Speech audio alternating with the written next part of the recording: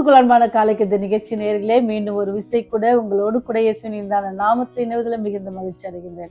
இந்த நாள் உங்களுக்கு இனிய நாளாக இருக்க வாழ்த்துதல் தெரிவித்துக் கொள்வேன்.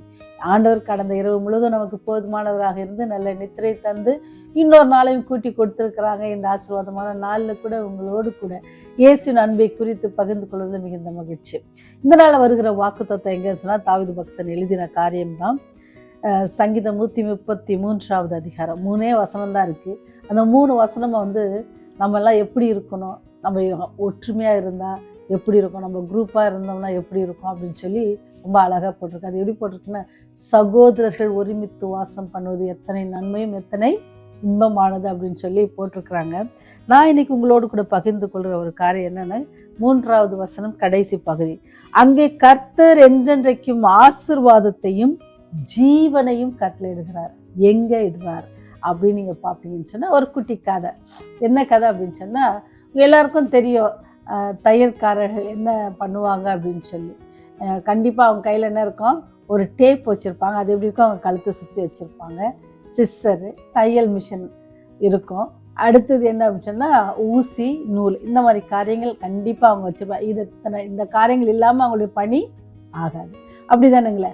அப்போ அவங்க ஒரு அப்பா தையல்காரர் அப்பா தைக்கும் பொழுது என்ன செஞ்சாருன்னா, நீங்க பார்த்தீங்கன்னு சொன்னா, ஊசி கடந்த வாரத்தில் நான் ஒரு பாக்ஸாக வாங்கலாம், எல்லா சைஸ்லையும் வாங்கணும் அப்படின்னு சொல்லி வாங்கினேன். ரொம்ப கம்மி விலை தான்.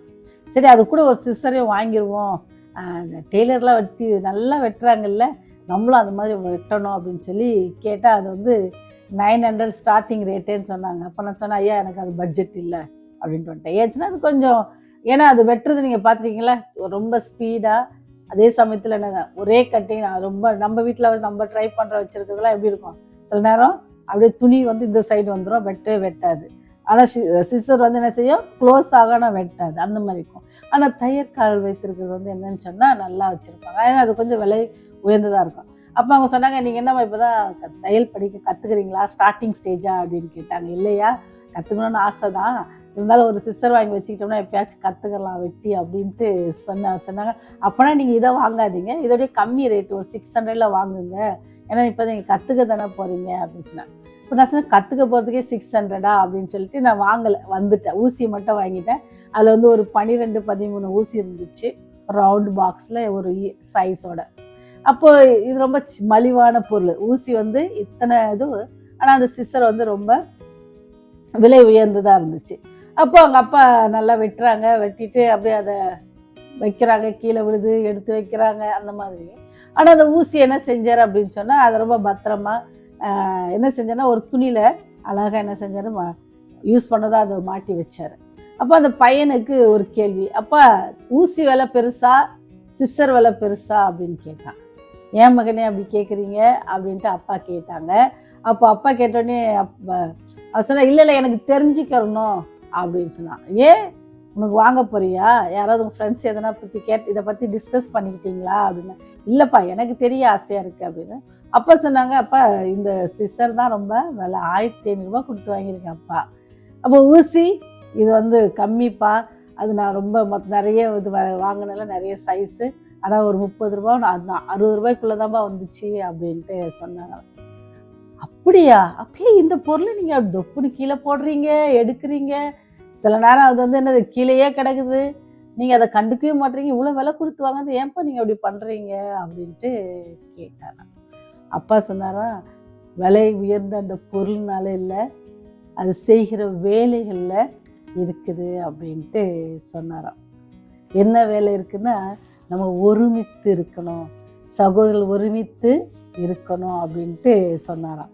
ஏன் சகோதரர், நான் ஏன் இந்த கதையை உங்களுக்கு சொல்கிறேன் அப்படின்னு சொன்னால், ஒருமித்து இருக்குது. நீங்கள் சிஸ்டரை பார்த்தீங்கன்னா அது என்ன செய்யும், கட் பண்ணும், ஆனால் அதால் என்ன செய்ய முடியாது, எதையுமே ஜாயின் பண்ண முடியாது.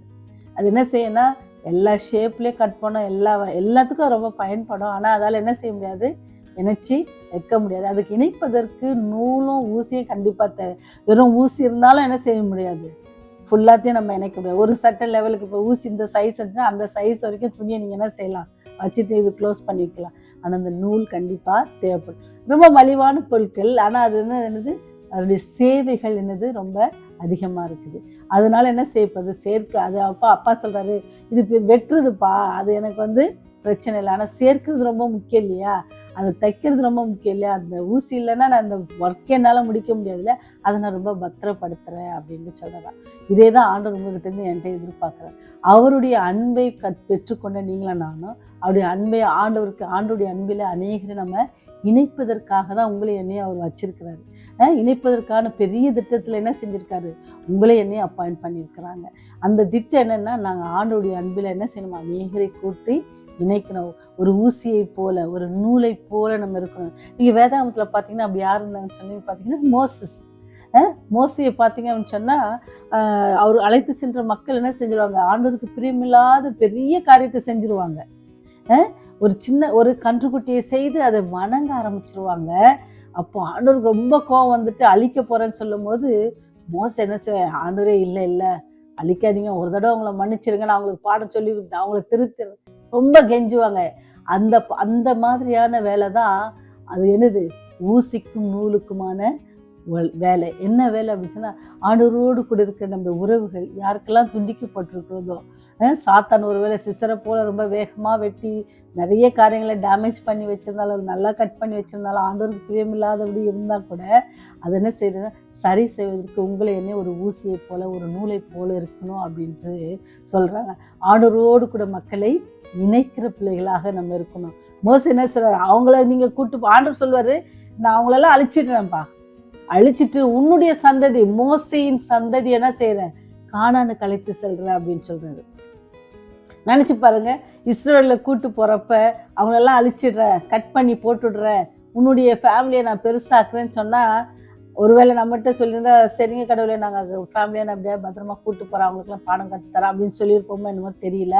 ஆனா மோசே சொன்னது, இல்லை ஆண்டவரே, நீங்க எப்படி ஆரம்பத்துல சொன்னீங்களோ, தெரிஞ்சிருக்கீங்களோ, அவங்கள மட்டும் பிரிச்சிடாதீங்க, நான் அவங்கள என்ன செஞ்சிடறேன், கூட்டு போறேன். அந்த ஒரு கனெக்ஷன், அந்த ஒரு உறவை தான் ஆண்டவர் என்ன செய்யறாரு, உங்ககிட்ட இருந்து என்னைக்கையும் எதிர்பார்க்கிறார். நீங்க பாத்தீங்கன்னா ஆண்டவரோடு கூட என்ன செய்யறாங்க, திருப்பி இஸ்ரவேல் மக்களை இணைக்கிற ஒரு பாலமாக யார் இருந்தாங்கன்னா மோசே இருந்தாங்க.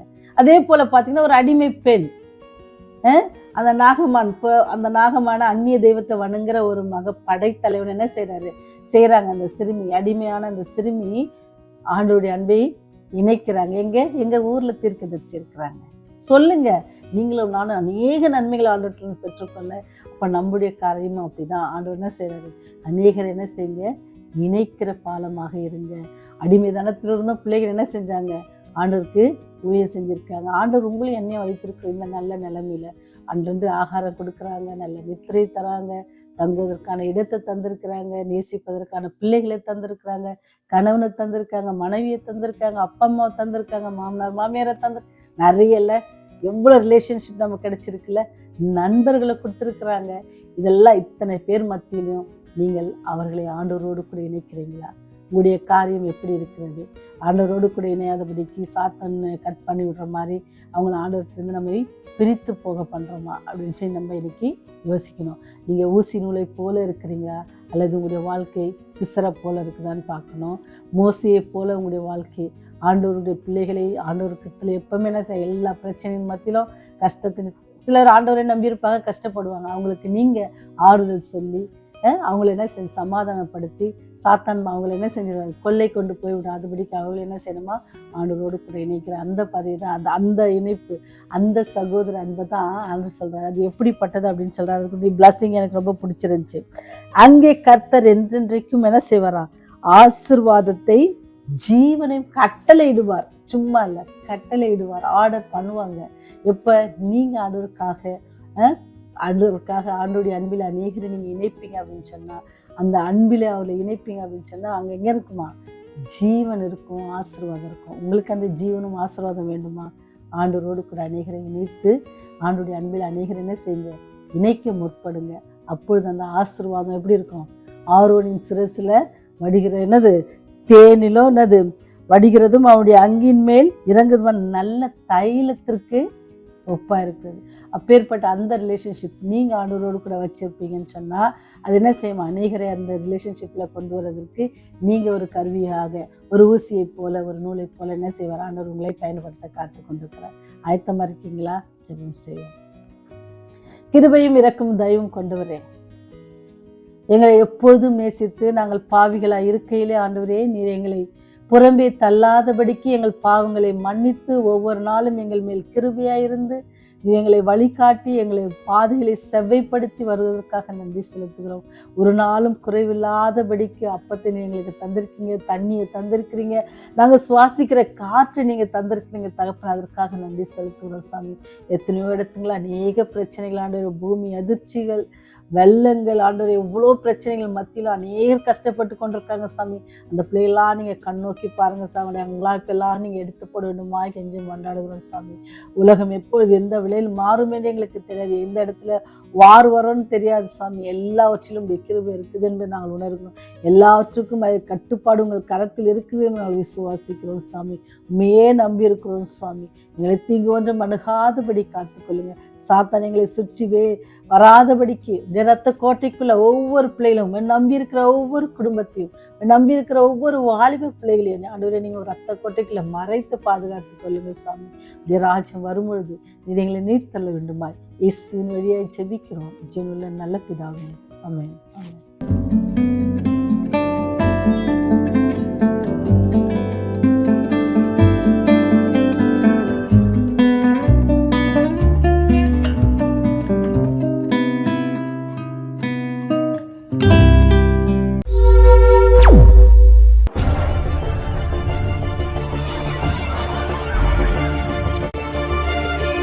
நீங்கள் பார்த்துக் கொண்டிருப்பது உங்கள் ரிவைவல் டிவி.